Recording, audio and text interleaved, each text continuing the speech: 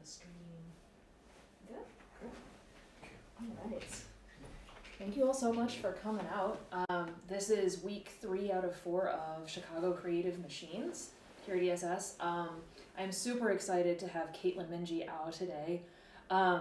Just like a quick mention of what the series is about. So, Chicago Creative Machines is a series highlighting the work of artists who use, build, develop, manipulate machine learning adjacent tools in their work. And it's meant to be sort of an exploration of process as well as works created with those techniques. And next week is the last one, and it's going to be Brian Pardo, who runs the Interactive Audio Lab at Northwestern University. So just a quick plug of that. If you're interested, welcome to come back next week at 2. Those are free. I am so excited to have Caitlyn here today. Caitlyn Min-ji Au, who is an artist here in town working with sculpture and video. She has an MFA from the University of Chicago and a BFA in glass, correct, from the Rhode Island School of Design.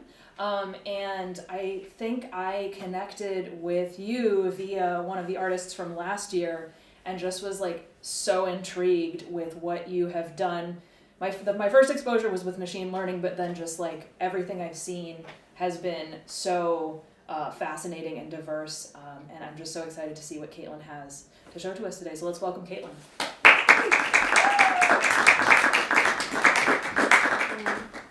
Yeah, thanks everyone so much for being here, and thank you Molly for inviting me here and organizing the series. So like Molly mentioned, I work mostly in sculpture and video, and I'm not an artist who works a lot with technology, but I have made a few AI works. But I will talk about AI in this talk, so I'm approaching that topic with a little bit of ignorance or like outsiderness. For this series, I was asked to speak about the tools I had built, and that phrasing kind of piqued my interest. In the context of someone who works with AI, I'm assuming that tools, like custom-built tools, might refer to programming, custom programming. But it got me thinking about what I consider to be my tools and what kind of a tool is AI for me. So I've finished 2 works that use AI at all, and I think just one that uses it in a significant way. So I'll start with that one.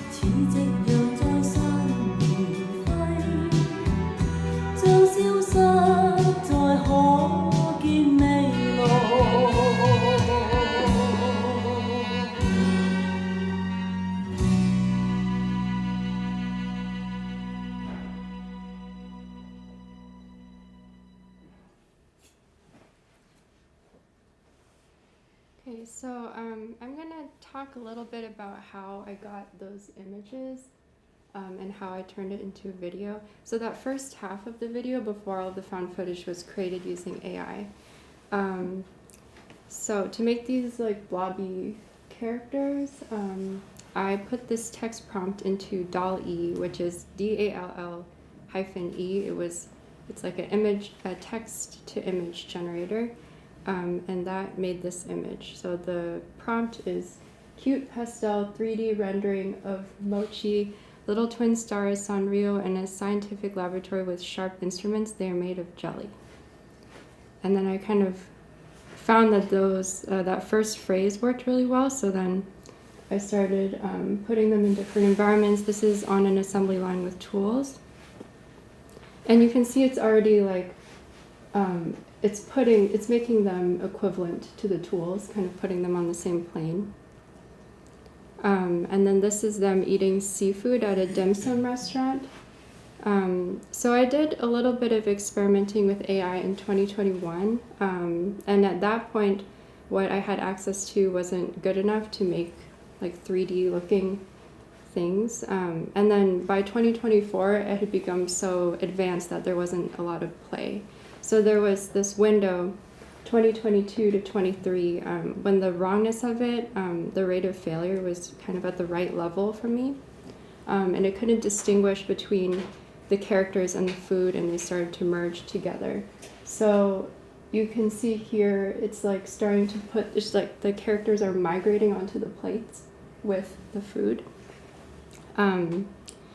So I kind of learned just from working with this that the AI model is working off this really alienated version of what food is that's kind of based on the appearance of it, like the outlines and textures of it, but doesn't have anything to do with like the meaning of food as we think of it.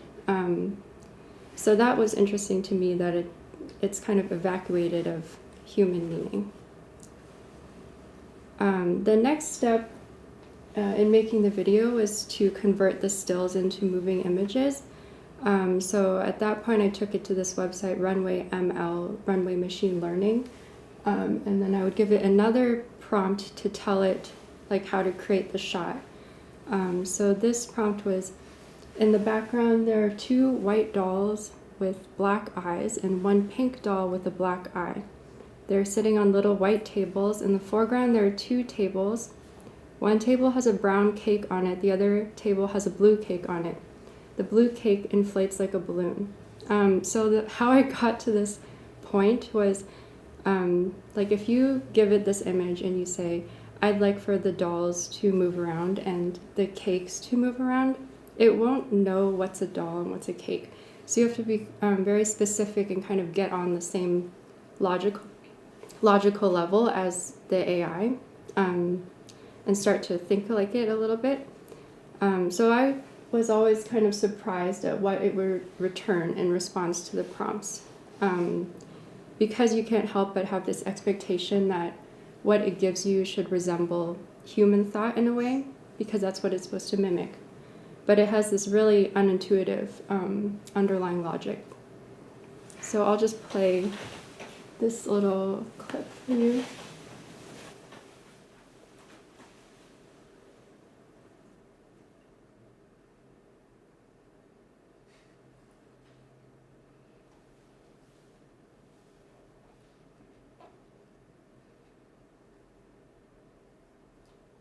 So it saw the word balloon, right? And then it kind of misidentified. And then everything that touches the balloon turned into a balloon. So I'm interested in this tension of AI being structurally different from what it's trying to mimic. This is a graphic that I found online of how DALL-E is supposed to work. And I don't really know what this means, but you can kind of tell, right, that it's not, we're not like recreating humans by like making their muscular structure or like the neural structure, basing it off of a biological model. This is like reverse engineering from a different point to get to the same result.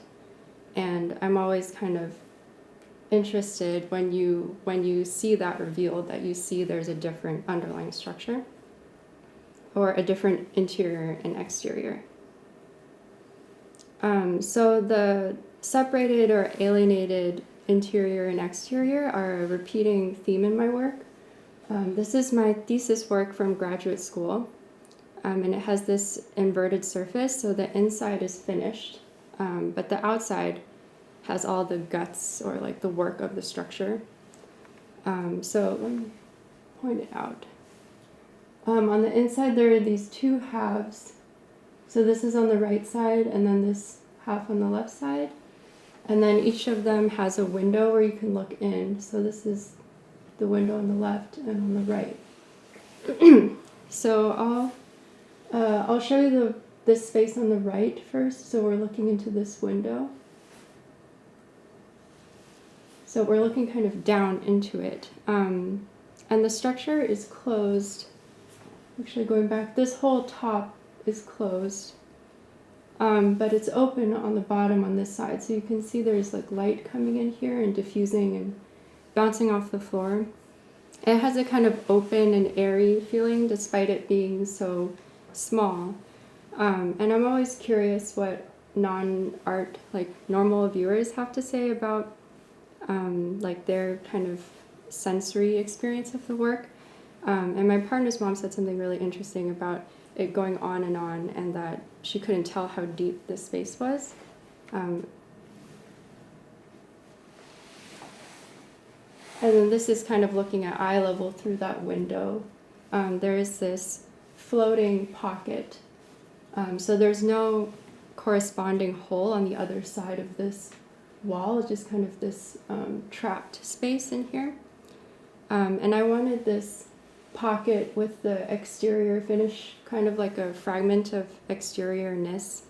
I wanted that to make this interior feel like outside to this, so kind of flipping the orientation of interior to exterior. So this is the other side on the left. This other side felt very dense and flat and still and closed off. Even more so because the window, well, it's very blue on the projection, but it's not really, well, it could be that way, I guess. But there's a window, so you're looking through the window and you kind of block all the light as you enter, and you also can't really move too much. So there's this closed offness and also this separation from your body and this immobility in viewing the piece. And then these plush objects are arranged on this shelf here. And there is a video on the left-hand side playing and sort of illuminating the plushes, but there is some movement, but somehow it doesn't really make it feel alive. It's very like stationary feeling scene. So I'm going to play the video that's on that screen.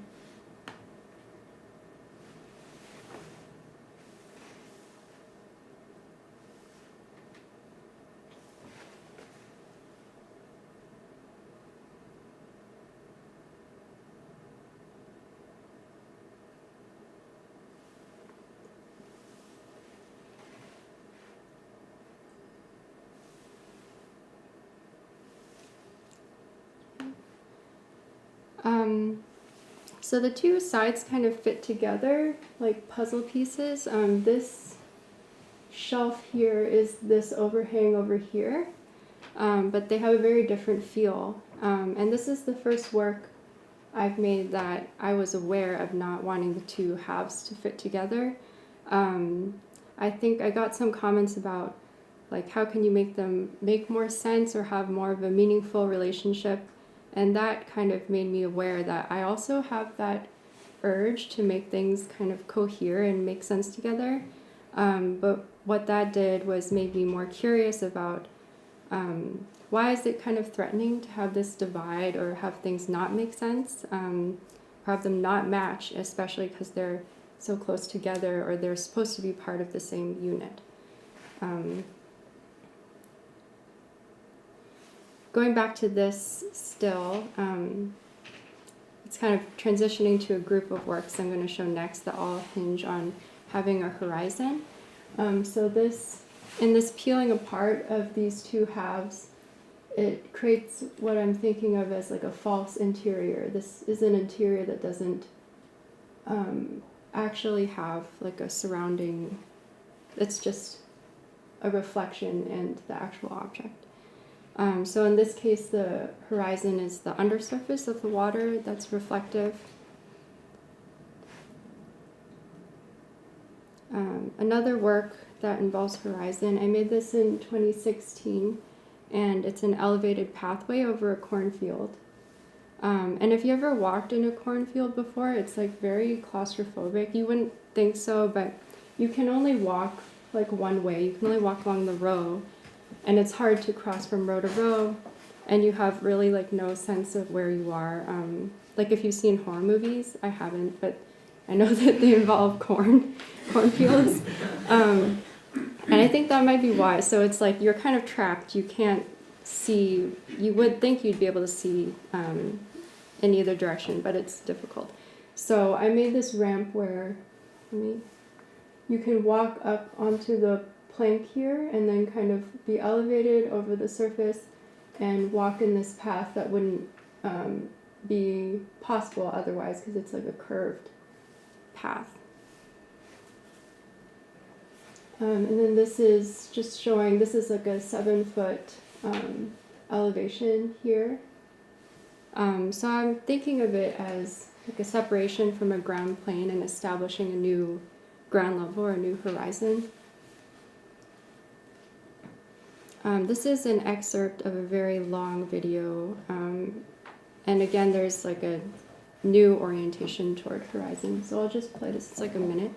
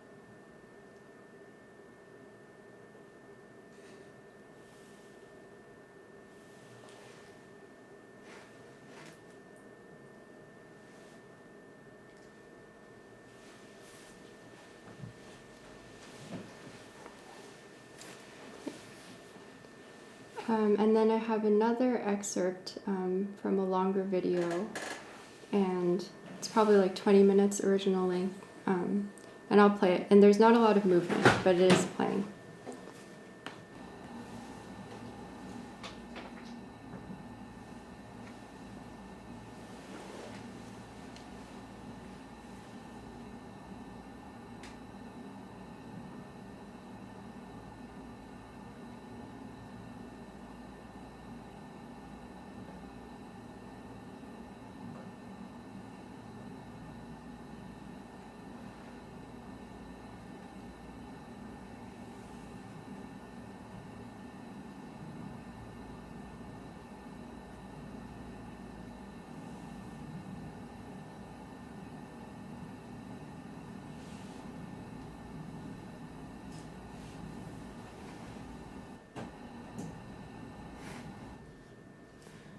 So I'm just realizing now I've never seen it up like this, but usually when I install it, it's on a little monitor on the floor tilted so that the tunnel looks like it's going down. This is like very different, but I can't tell if it's having the same effect now, but usually it will feel kind of like disorienting and kind of floating, and I attribute that to the positioning of the camera, which is kind of elevated from what you would think of as a first person point of view. So it's kind of like out of body and viewing the body from this slightly wrong angle. This is a work that I made in 2023. It has 3 sections. And the first section I'll show is this one here, the one on the top. So if you can imagine walking around to the right and then looking through this tunnel, it's about a 3-foot tunnel. So this is a kind of photoshopped approximation of what it might look like to the eye, but not to the camera. There are like really different temperatures on the inside. So there is this kind of warm glow coming from the inside of the sculpture, and then this is really, it does look like it's floating, or it might be a video screen from a distance, but it's not. This is not, like, there is no video in the piece, but this is video documentation, so a little confusing to see it documented like this.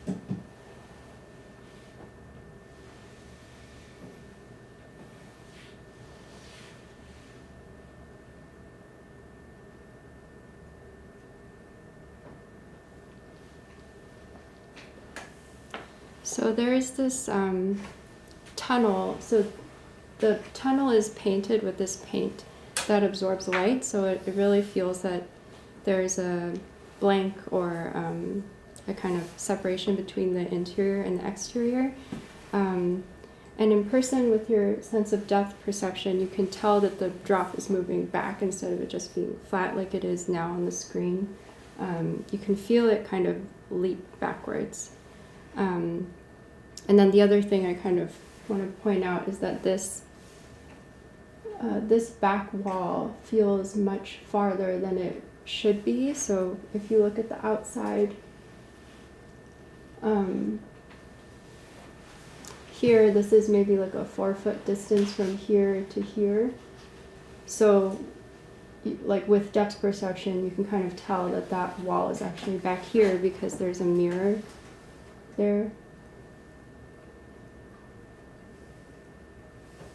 Oh, and then the next section I want to show is this one. So it's kind of closer to the ground. You have to crouch down to look into the hole, which is here. And then this documentation is taken from that hole, and again, there's another tunnel.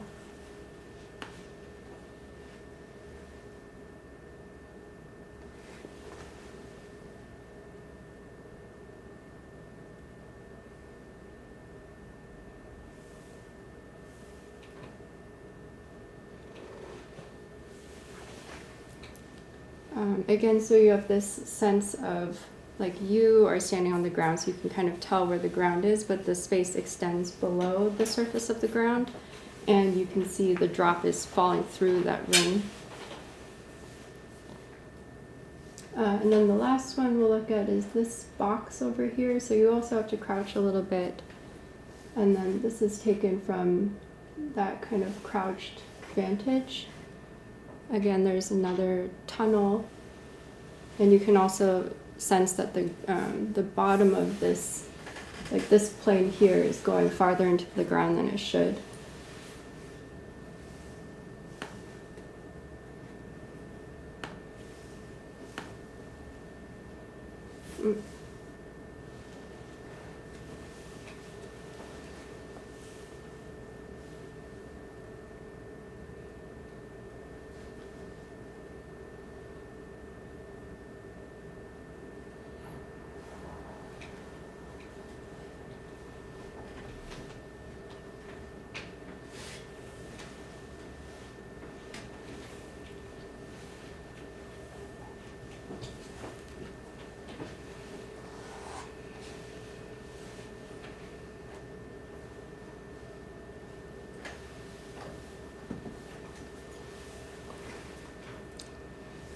So here's a still from that, and here you can really see how the water droplet separates that mirror image from the actual object on the right. So I was interested in like putting this mirror image and real thing together and seeing how those can kind of create this compressed distance where the drop comes in and they split and then they fuse back together. But when, after you've seen the drop and after you see the image kind of like go back to normal, like on the left, knowing that they're not in the same space.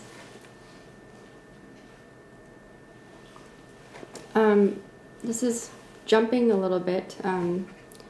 This is an artist book by Marcel Brodters that's influenced some recent work that I've done. So this is like the next sculptures I'm going to show and video works have been influenced by this. And so in this artist book, there's a copy of Shadow Theater 1973 to 1974. And this was originally a projection work. And I'm going to show this in its entirety as it's shown in the book. It's about 4 minutes. Oh, and this is not an artwork. This is just me like showing a group of people. Oh, right. The video is not in here. I have to go.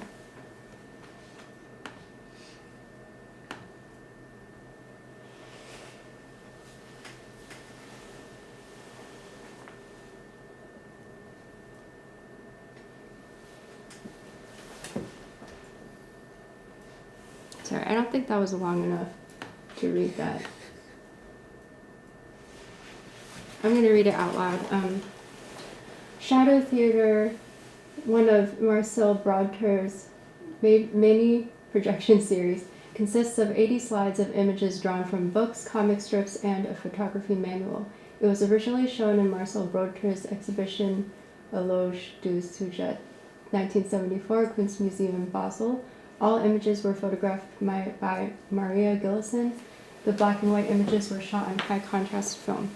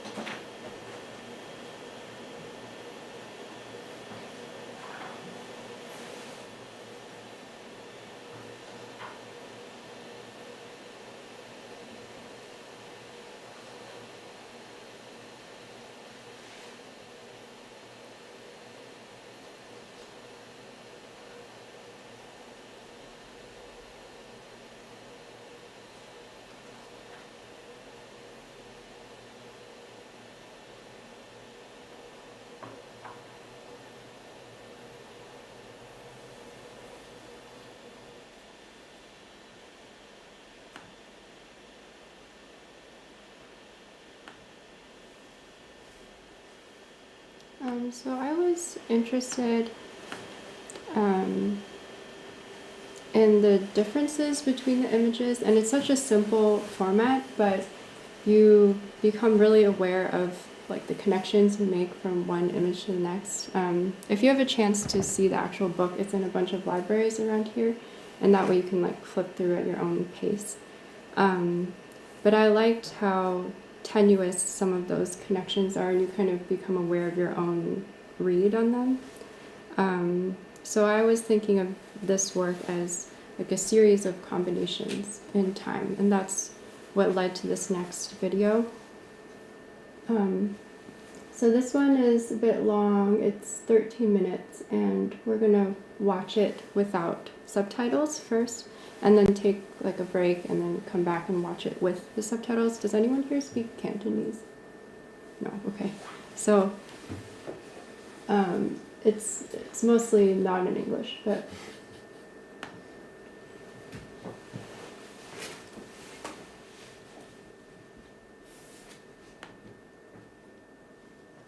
你決定咧，我又唔係屬呢頭。你叫唔叫埋你家姐或者你爹哋媽咪出嚟啊？嚇？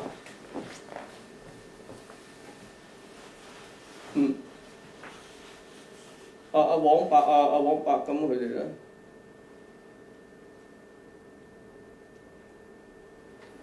哦。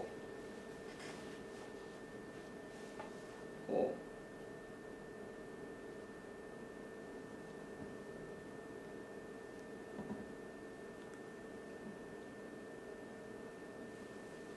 哦。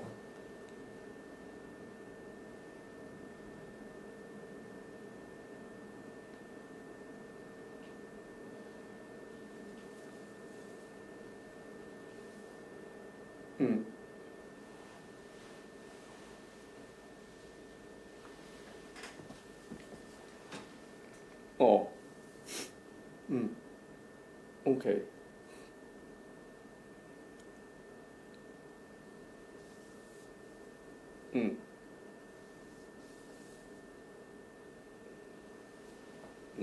即係如果你叫你爹哋媽咪可以，我哋可以過九龍啊！我哋坐搭車好方便啫嘛。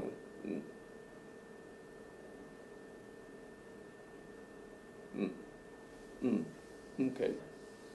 咁你轉頭喎，你睇下你講俾我知啦，決定邊間好 OK 好，唔該，拜拜。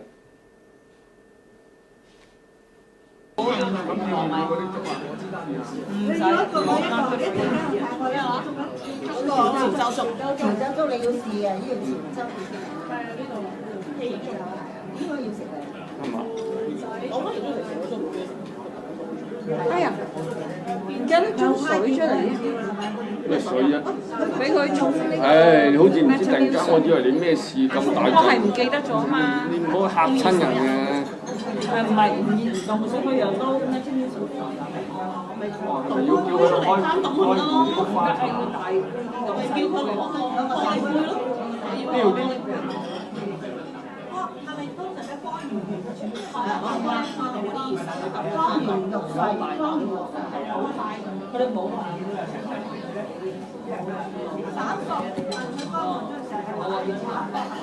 冷國係水果叫咩話？咩話？眼角鹹水角，因為咧全部係出眼角，係咩？唐人都有冷國啊！我唔知。可以叫一個試下。試下啦。我哋咧唔係我哋廣東人咧，中意將嗰個冷角咧做咩咧？蒸魚。唔係嗰隻。咩飛機冷？咩飛機冷？咩飛機冷？正啊！你買飛機冷，即係嗰啲叫做甘草冷咁樣。哦，叉燒包得啦。我要蒸叉燒包，即係唔要即係 tradition 炸糊嚟啦！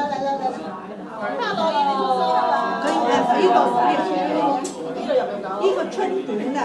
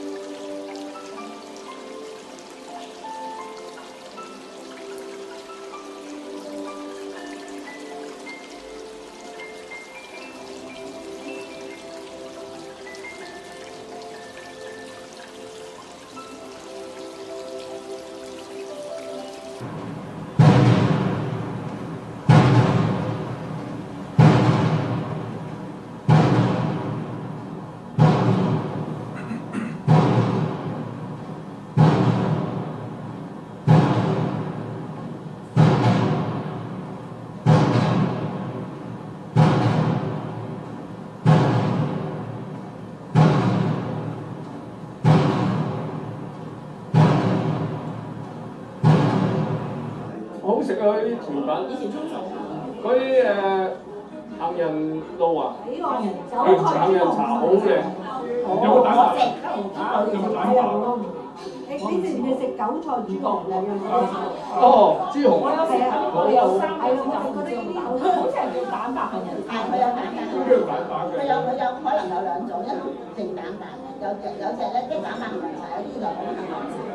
咁我唔知叫咩，我就食咗個紫米椰汁紫米罐頭，唔係佢哋罐頭嘅。有冇碗啊？好恢復有2個蝦餃，1個燒賣，1個臘腸卷，1個叉燒包，1個金錢肚，1個臘味糯米包，1個鹹水角，1個大排檔腸粉，1個炸兩，1個春卷，1個韭菜果、潮州粉果，豬紅同埋碎肉粥。我原來有一個牛雜嘅，牛雜。因為呢我係呢隻係金錢肚。牛雜都好正，我係今次好啫，OK。其他我唔食嘅，牛肚真係。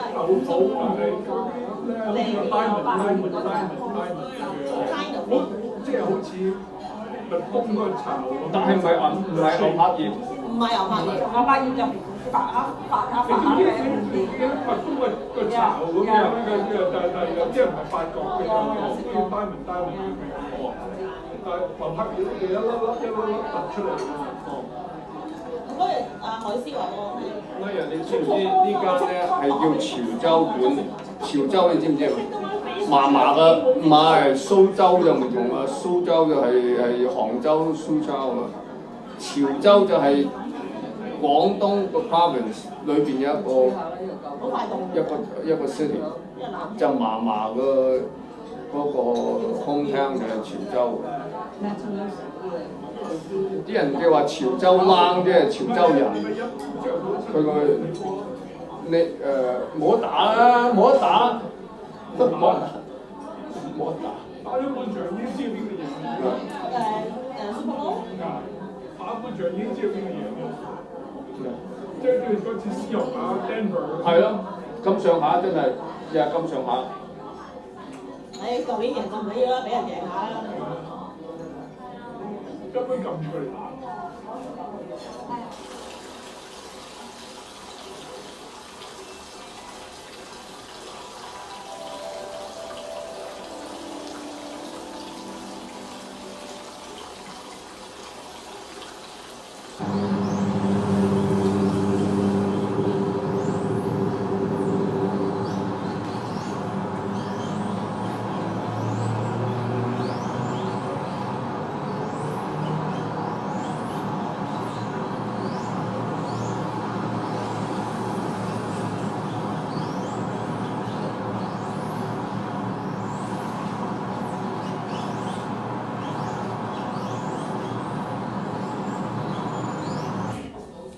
我哋香港咪有一段時間同900公住嘅，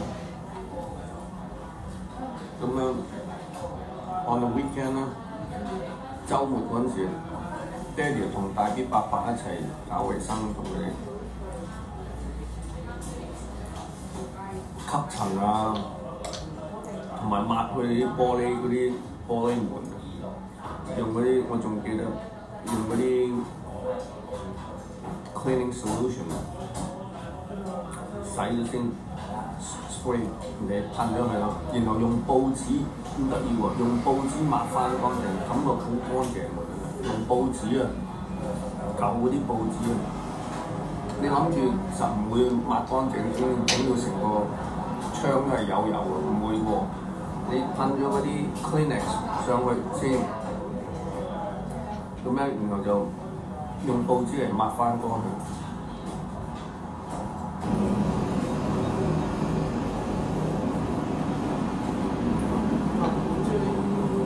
花園啊，炒米餅啊，糯米糍，冇乜工做啊！佢哋以前咧試過啦，同阿姨婆啦，同埋另外一個 auntie 咧，就 together they open a 整嗰啲叫做我哋中文就叫橡膠花，OK。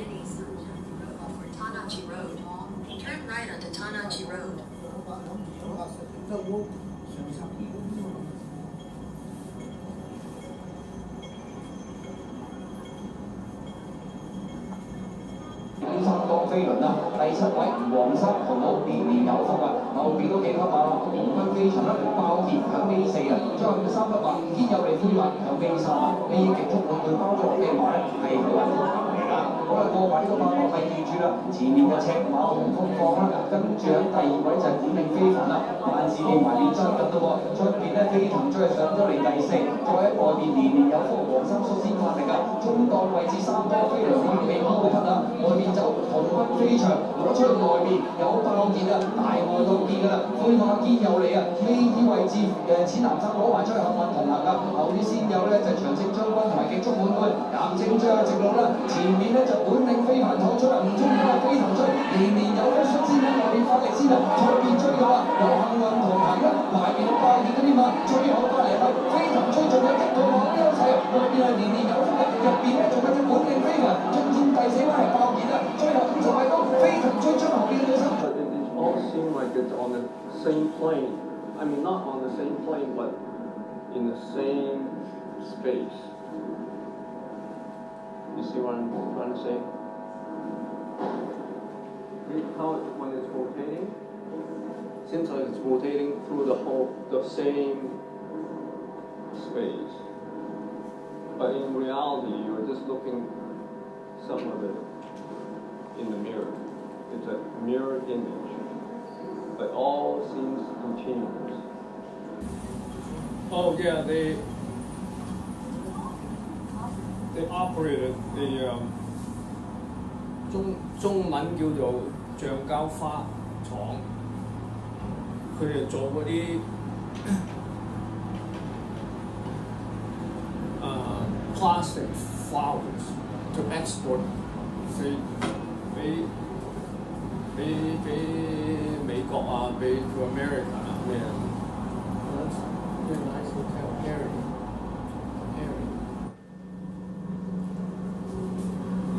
第一次嚟姨媽個屋企咧，就係我第1個星期到啦嚟咗。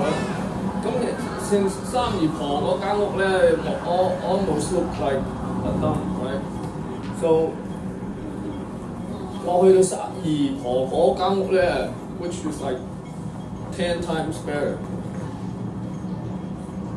好過去10倍。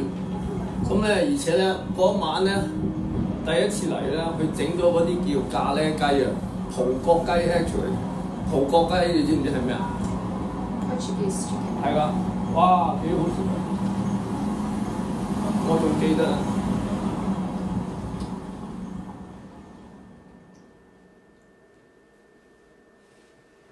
Okay, cool. Break time?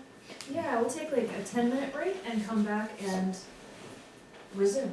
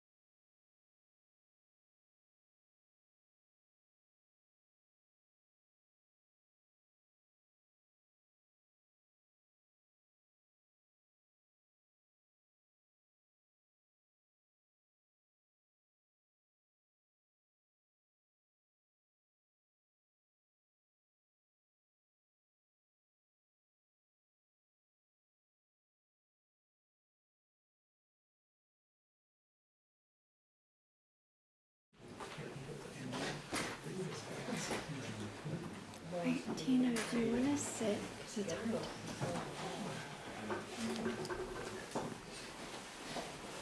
hard. Okay, so I turned the lights down, so maybe it'll be easier to see some of the darker. I think it is, right? It's different already. So this, here we go again, and then this time with subtitles.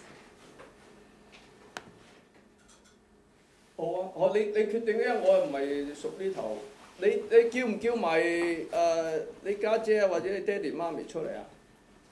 嚇？嗯。阿黃伯咁佢哋咧？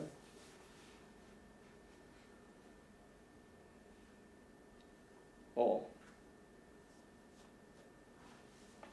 哦。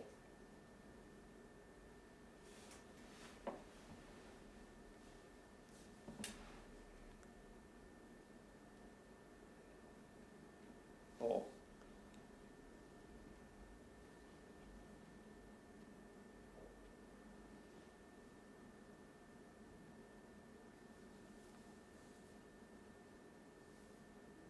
嗯，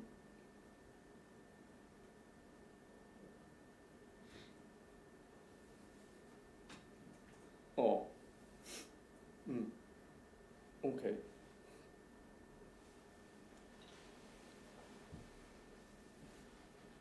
嗯，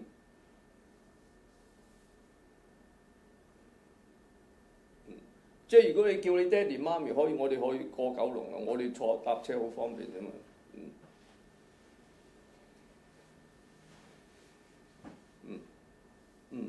OK。咁你轉頭啊，你睇下，你講俾我知啦，決定邊間好，OK， 好，唔該，拜拜。 佢要一個我一陣間我睇過啦。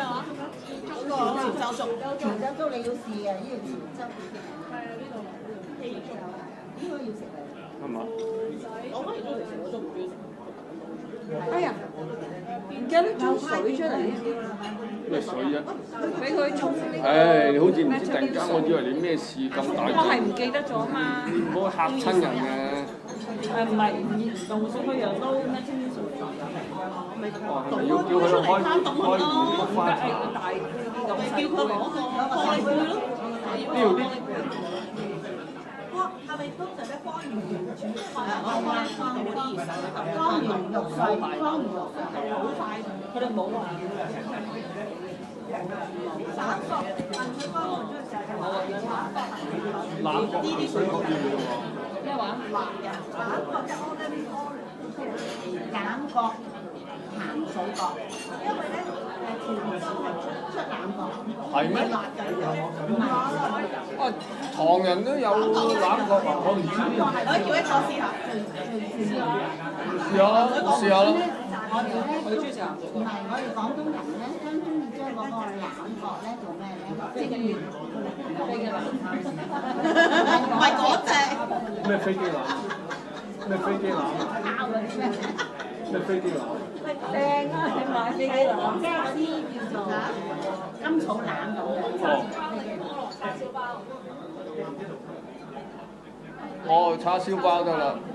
我要蒸叉燒包，即係唔要焗，即係 traditional 炸糊嚟啦！佢呢個春卷啊！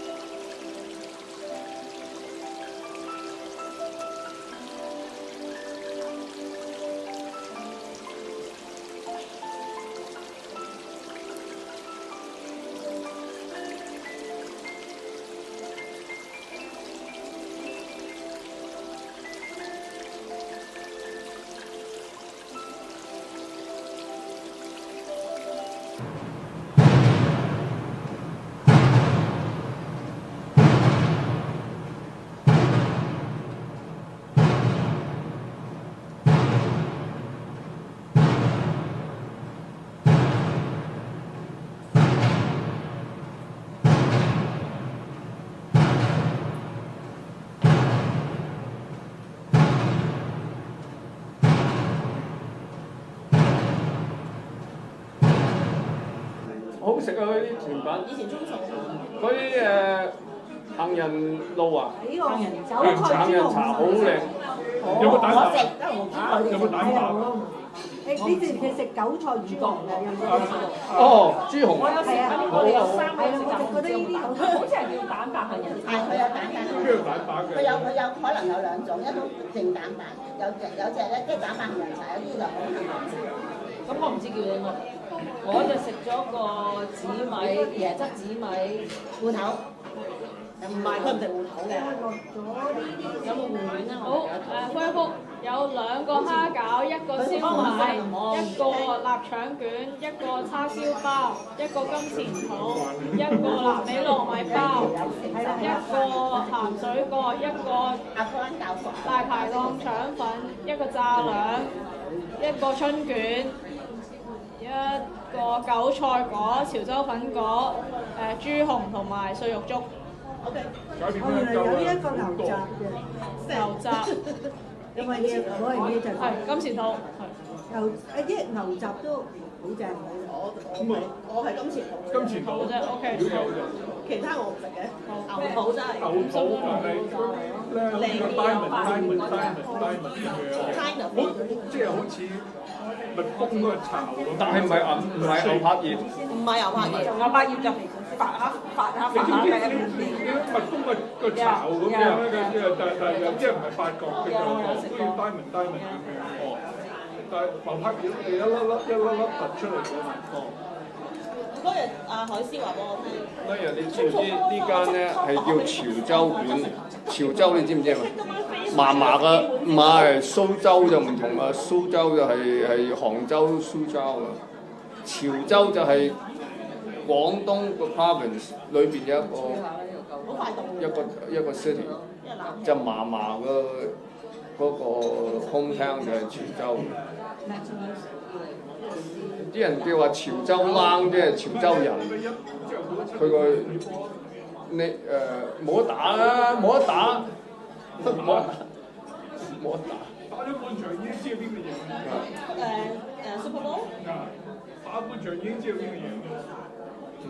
即係叫嗰次絲絨啊 Denver。係咯，咁上下真係又係咁上下。舊年贏就唔緊要啦，俾人贏下啦。根本撳住佢嚟打。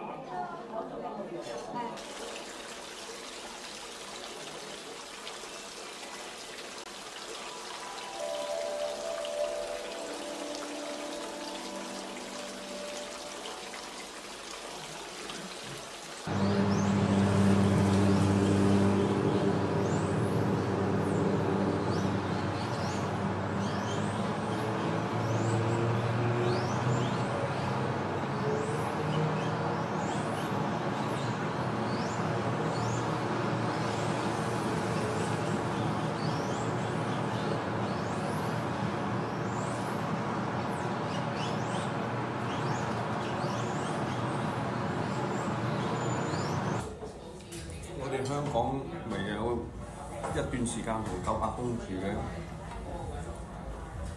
咁樣 on the weekend 咧，週末嗰陣時，爹哋同大啲伯伯一齊搞衞生，同佢哋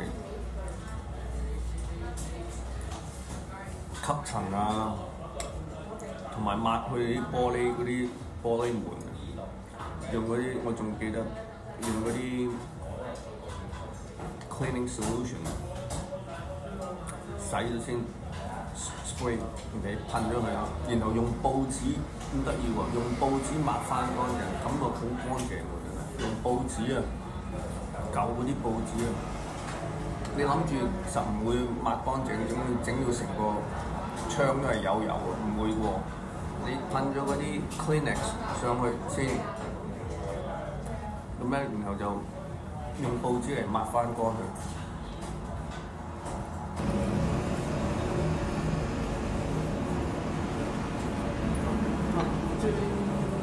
花園啊，炒米餅啊，糯米糍，冇乜工做啊！佢哋以前咧試過咧，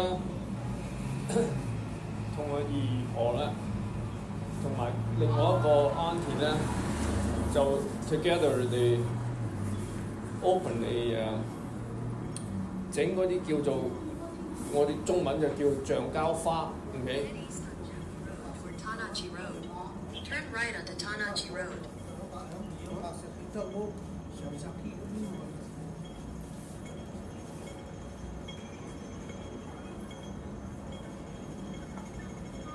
三江飛輪啦，第7位黃衫紅帽年年有福啊！後邊嗰幾匹馬紅軍飛翔啦，爆熱響尾4啊，再後邊3匹馬堅有力灰馬響尾3啊，呢極速滿貫包咗落地馬咧係好運同行嚟㗎。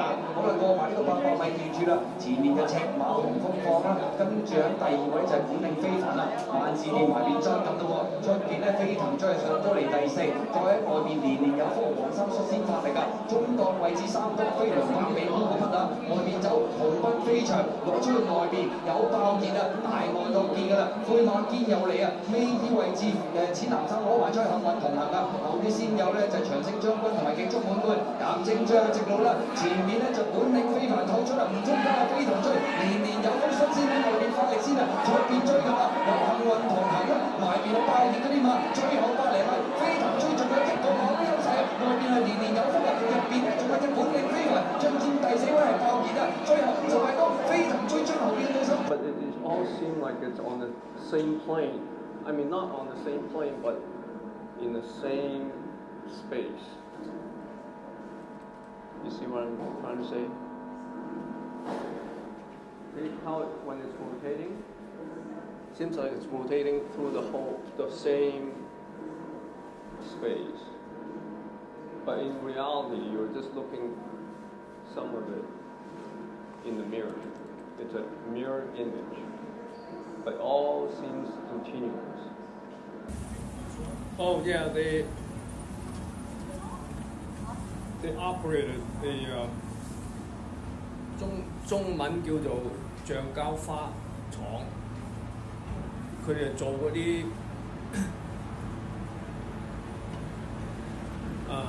plastic flowers to export. 俾美國啊，俾 to America 啊咩？That's really nice hotel, Harry.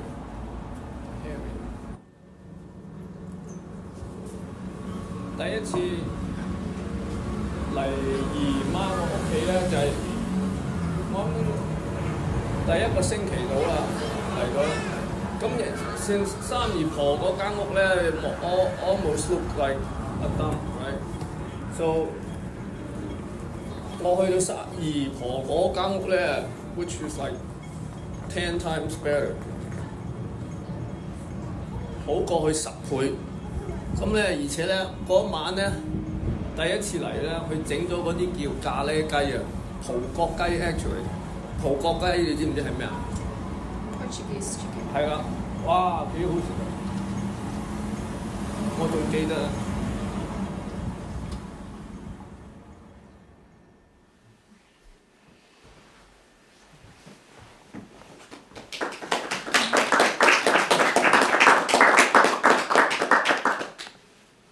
So this is running like a lot longer than I thought, so I'm gonna try to like get through the rest of the slides. So this is a group of sculptures. I made this past fall that I showed at Wish Projects, and from a distance they look pretty geometric and structured, but when you get a little bit closer, you can see that they have a soft surface. And something that I've realized is that the viewing convention of art, that you're not supposed to touch the art, is actually very helpful for me. Because if you touched it, you would know immediately what it's made of and how it's constructed. And it's necessary for this to work, for the visual perception to kind of separate from the actual structure of it. So this ring of columns, look at the mouse, this ring of columns here is surrounding this central thing here, and it doesn't actually touch it. There's a gap there in between them. So this central thing is actually independent of the rest of the sculpture. And you can see it pierces the sculpture, this plane, it goes right through the plane and it doesn't touch. So if you kind of, going back, duck under this surface here and look up, you can see that there's this suspended spiral in the center that corkscrews up. It's like a ramp, so it keeps going. If you really look, you can see that it never touches either the inside wall of this. So there are these multiple layers of separation here and up above in this object that initially looks like it's just one object. And then if you walk around to the back here, there's one of these columns is kind of truncated before it meets with this ring. And there's this little, I'm just calling it a bunny pillow, but it's kind of ambiguous what this thing is. But there's this little object resting in that gap between the column and the ring. And then the second little object is on this shelf up here. So you have to walk all the way around to the side, and then it's kind of above eye level up here. And now that we're pretty zoomed in, you can really see the texture. It's this felt that I got from Joann's that's called Midnight Jade felt. And then this third one, wait, let me back up. I have to back up a lot. Sorry. So this is the space. About maybe 20 feet from this point, there's like a stair, so you have to kind of go around and over the stair and back down, and then this hole is in the ground all the way over there. And this was on the map, otherwise I don't think you would see it. So there's this grouping of 3 little objects, and I like the idea of them. I like the idea that the sculpture would be complete without these objects, and then you could kind of have the sculpture as this abstract sculpture, kind of unbothered. And I like that these objects kind of intrude on the idea of the sculpture, that they they kind of clash. They don't really work together to produce anything. They don't go together well. They refer to completely different things. They have this distance in that way too. So I like the kind of inconclusiveness of them together. Oh, I could have just, okay. Well, so the next piece over here, you can approach it from this direction, or you can go around this wall. There's a doorway on the other side of the wall. So this next photo is taken from like this angle, from this doorway.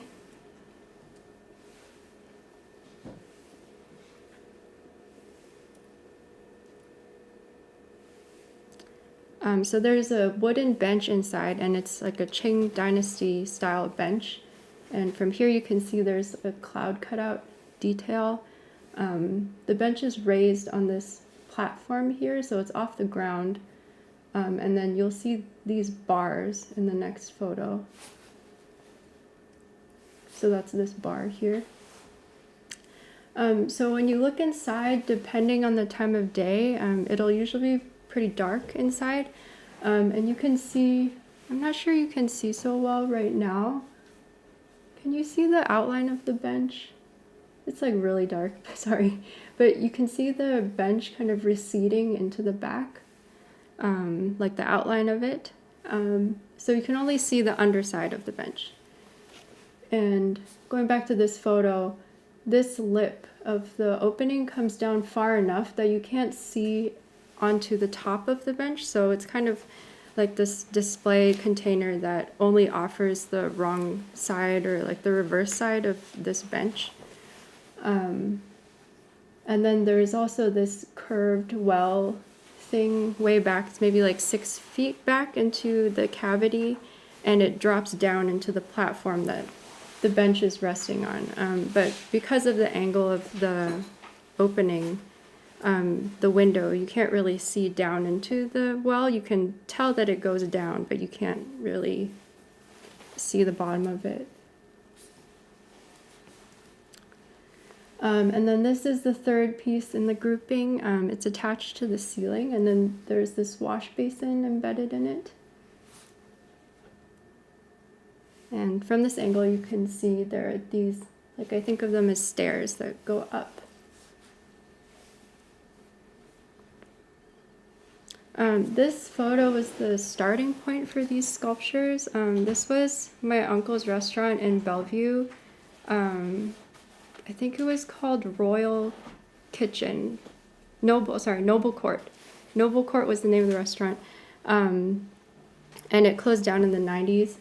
And what interests me about this image was the decorations. They had these, I still remember, they had these year-round Christmas decorations.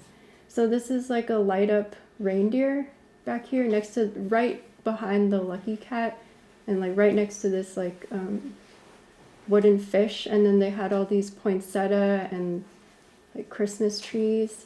And I really liked how removed they are, maybe from where you would usually see these objects. And this kind of decorative sense extended to like their house. Like this is very on theme. This is another photo. You can see maybe the light up reindeer better from here.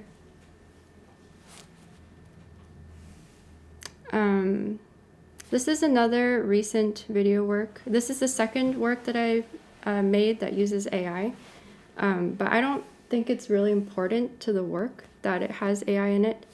But I'll go ahead and play it.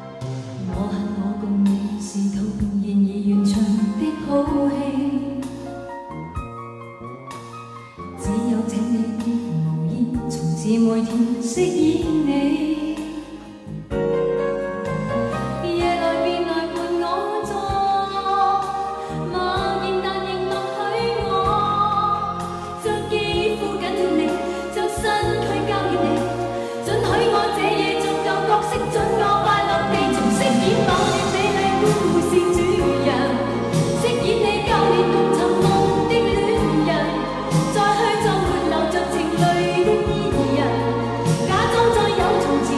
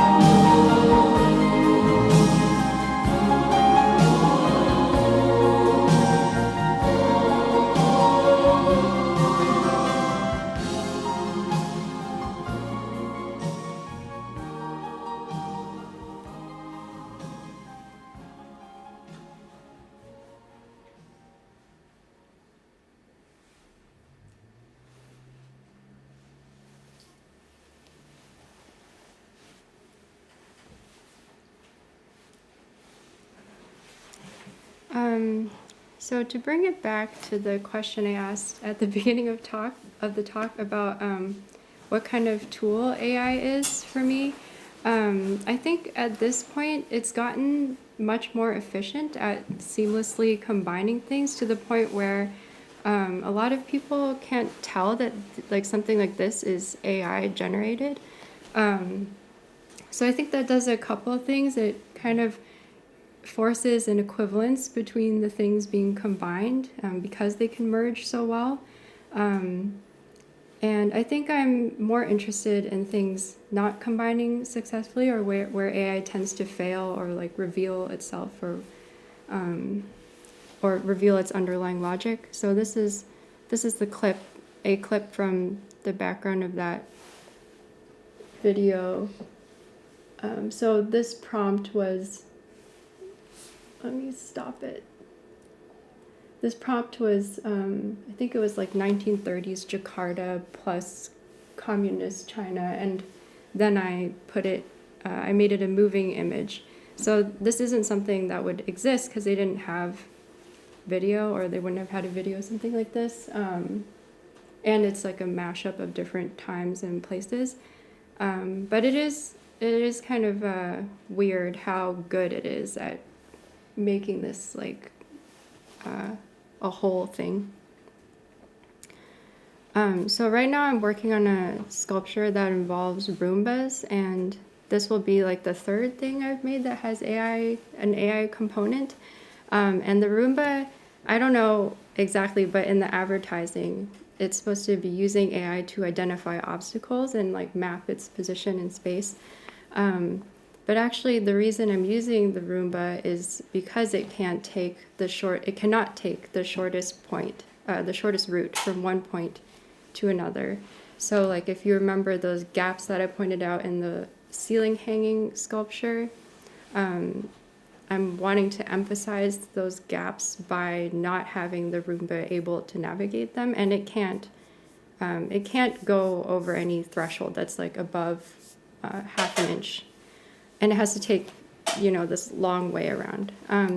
So even though it has AI in it, the logic of the work in my mind is really counter to this, the efficiency of AI and how AI can collapse distance between 2 points. So I'll end with this page from my sketchbook. It reads, a sketch of 2 points connected by a line. The line is not the shortest path between the 2 points. Thanks for coming. Thank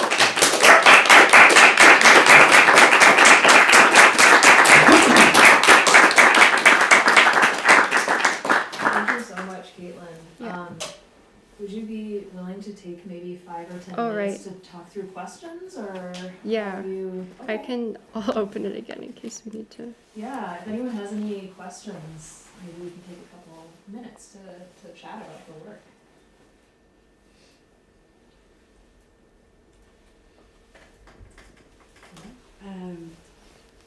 Thanks for having this on YouTube Live, because I had the luxury of being able to listen to it on my way here, and it made me, as you were presenting and then coming in person, I thought about how you're bringing viewers into these different spaces that, I guess the question that kind of first emerges, is there a site you don't want to bring viewers into? And I know that's kind of like a strange question, but I'm just thinking about me on the YouTube Live watching you versus then moments I could only hear you to make sure I was navigating right, to moments that I'm like in here outside the door, like your sculptures and the way that you sort of like fix a certain perspective is like so powerful to see in person.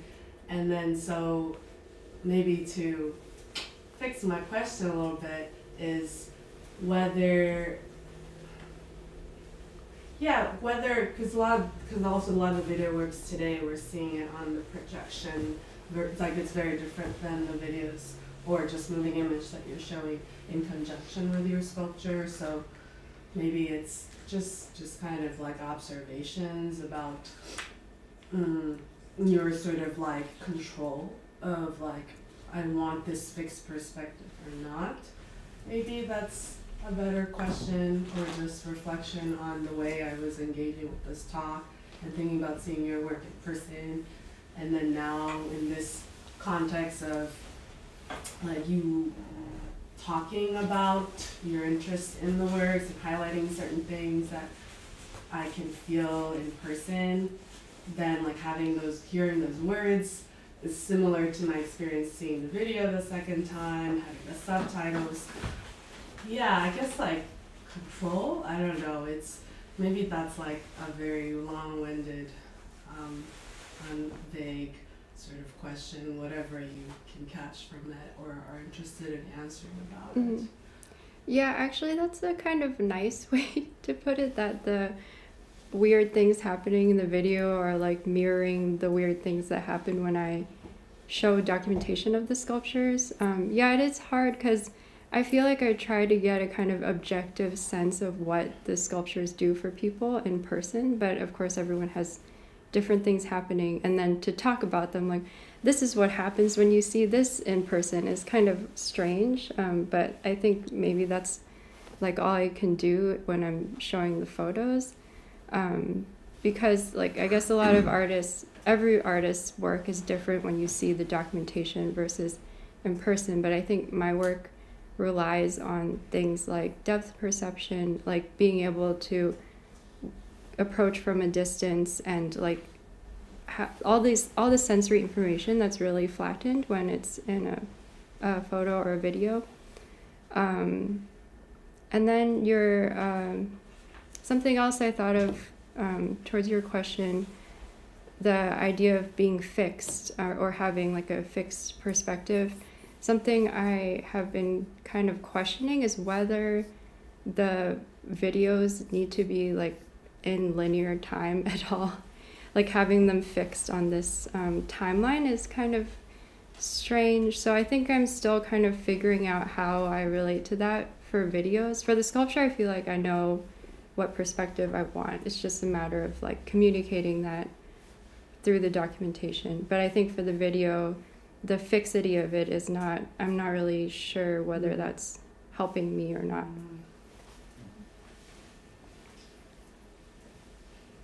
I really love the longer video piece, and especially that one shot of like the highway and then the RC cars beneath it. I'm curious about like your process for that piece and how much of it was planned, I guess from the outset, and how much of it was more like a happy accident. I didn't know they were called RC cars, thanks. I thought they were like, I don't know how they're driven or anything. But anyway, yeah, so I actually planned another piece for that time that so I shot the whole thing while I was in Hong Kong, and it was like my second time to Hong Kong as an adult, and I ended up like doing the part that I had planned, which is I guess going to be a separate piece, but then in between I just had my camera with me, and all of that was kind of like happenstance. I took so much footage and audio recording.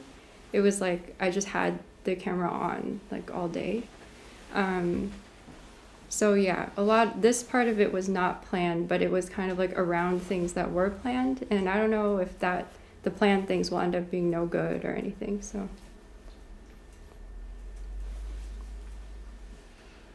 I have one question, kind of just because I think a lot about machine learning and AI, and you described like you're dealing with interiority and exteriority, and you mentioned that like these algorithms' perception of food is just a perception of the images of food, and I'm curious what you think about like embodied AI or like. Is that like, wait, sorry, can you explain what embodied AI is? I guess by that I mean like there's like an area of research where it's like AIs are not going to understand these things that we like depth or food unless they have bodies. There are people essentially trying to give bodies to AIs. So Oh, that will be very so they'll have so the mechanics of the artificial intelligence will be based on how it is now, but they're just going to put it in a body.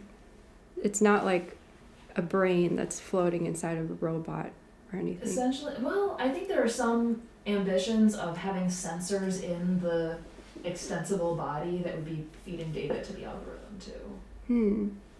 Yeah, I guess that gets into like what embodiment is, which is like, can't answer that, but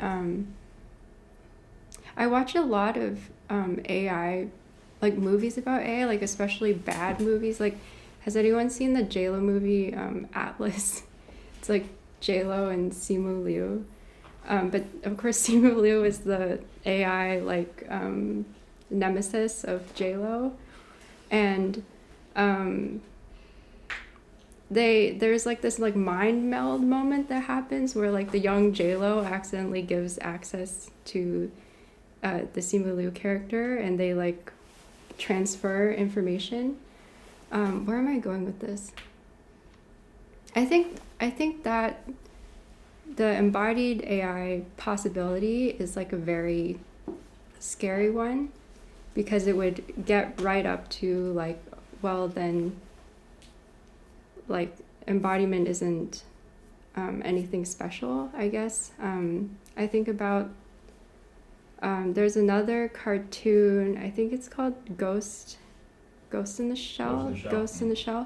And I just remember this one scene where there's this guy and he has his brain and he's put it into this little robot, like a very rudimentary, it's like a box with 4 legs that are like 8 inches long, and he holds a fan. He's like fanning himself even though he's like, of course he can't feel the temperature difference. He's like in this like box.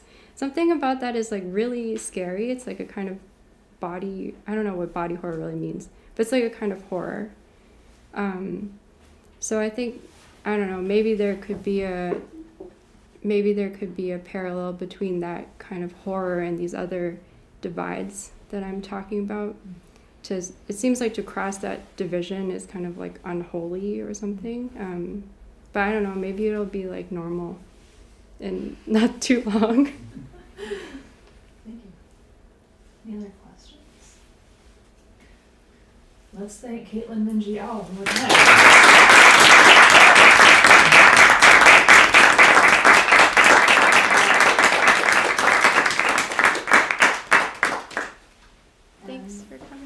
Yeah, thank you for coming. Next week is the last one, and it will be Brian Pardo talking about machine learning audio.